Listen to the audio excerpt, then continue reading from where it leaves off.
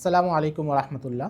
ইসলাম মানব জীবনের প্রত্যেকটি বিষয় নিয়ে আলোচনা করে এবং সুস্পষ্ট নির্দেশনা দেয়। লেনদেনের ক্ষেত্রে এবং অর্থব্যবস্থার ক্ষেত্রে ইসলাম যে কয়েকটি বিষয় কঠোরভাবে নিষেধাজ্ঞা দিয়েছে এর মধ্যে একটি হলো সুদ বা রিবা। কোরআনুল কারীম এবং সুন্নাহে এ বিষয়ে অনেকগুলো নিষেধাজ্ঞা আছে। আমরা সাধারণত সুদের ভয়াবহতা জানি, কিন্তু আধুনিক পুঁজিবাদী অর্থব্যবস্থা সম্পূর্ণ দাঁড়িয়ে আছে সুদের উপরে এবং সুদভিত্তিক অর্থনীতির উপরে। এবং এর চেয়েও ভয়ঙ্কর বিষয় হচ্ছে এই অর্থনৈতিক কাঠামো প্রতিনিয়ত বিস্তৃত হচ্ছে, এর নতুন নতুন শাখা তৈরি হচ্ছে এবং লেনদেনের অনেকগুলো খাত আসছে যেগুলো আগে ছিল না। আধুনিক লেনদেনের এই ধারাগুলোতে অনেকগুলোতেই সুদের সম্পৃক্তি আছে এবং আমরা যদি এই বিষয়গুলো সম্পর্কে না জানি তাহলে এই ফাঁদে আমরা পড়ে যাব। তো এই বিষয়ে খুবই চমৎকার একটা বই আমার সামনে আছে, ফিকুর রিবা, মুফতি সাজ্জাদুর রহমানের লিখিত, যেটা প্যানফিল্ড প্রকাশনী থেকে প্রকাশিত হয়েছে।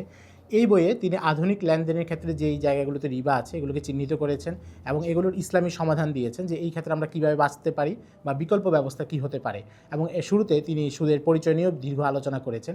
এই বইটা আমি মনে করি আমাদের সবার পড়া উচিত, বিশেষ করে আমরা যারা ব্যাংকিংয়ের বিভিন্ন ধারায় লেনদেন করি, বড় ধরনের ব্যবসা বাণিজ্য হলে বড় পরিমাণ অ্যামাউন্ট যারা লেনদেন করি তাদের এই বইটা পড়া উচিত এবং এই বইতে যে নির্দেশিকাগুলো আছে সেগুলোকে আমল করা উচিত। তাহলে আমরা সুদের ভয়াবহতা থেকে আশা করি বেঁচে থাকতে পারবো। আল্লাহ রাব্বুল আলামিন আমাদের সবাইকে সুদের ভয়াবহতা থেকে রক্ষা করুন। অর্ডার করতে নক করুন পেইন্টফিল্ড পাবলিকেশনের ফেসবুক পেজে।